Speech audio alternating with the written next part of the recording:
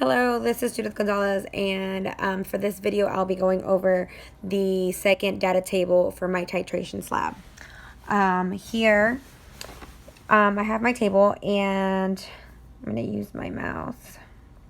So, for my second activity, I used balsamic vinegar that I had here at my house. So, pretty much the exact same concept as the first activity. Repeated the exact same steps. Only difference is that for activity number 2, I was using balsamic vinegar instead of white vinegar.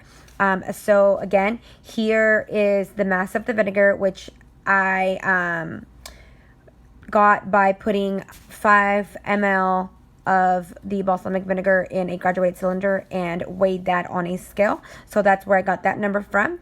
This number right here, I ended up dividing the 5.20 grams by 5 ml, and that's how I got this number here. The initial sodium hydroxide volume in the syringe that which was 6 ml. My final volume of the sodium hydroxide in the syringe when my titration was done.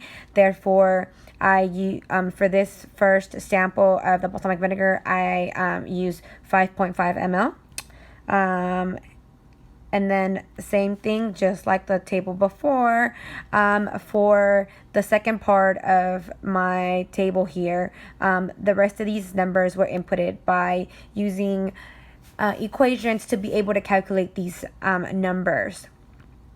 So for the moles of sodium hydroxide delivered, the moles of acetic acid in my balsamic vinegar sample, mass of acetic acid in the sample, calculated molarity of the acetic acid in the vinegar sample, and then my calculated percentage mass of the acetic in the sampled vinegar. So here pretty much is the same exact information for all 3 samples, 1, 2, and 3. And here, excuse me, at the second one, my percentages were actually very, very close. And granted, we are using the exact same vinegar, just 3 different times, repeating the exact same steps 3 different times. So my calculated